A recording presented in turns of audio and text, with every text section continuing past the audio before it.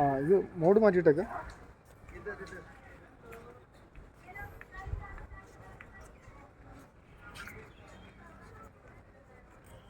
അതെന്നാടാ മാറ്റുന്നത്? എവിടെയാ ബിജ? ജാലിയൻവാല ബാഗ്. എന്നാ അതിനെക്കുറിച്ചൊന്ന് പറഞ്ഞേ. എൻ്റെ ഹിസ്റ്ററി പഠിച്ചത് ഓർമ്മ മാത്രമേ ഉള്ളൂ. അത് പറഞ്ഞാൽ മതി.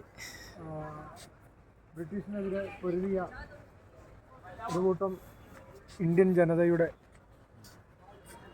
ധീര രക്തസാക്ഷിയുടെ സ്തൂപമാണ് നമ്മുടെ മുൻപിൽ കാണുന്നത്.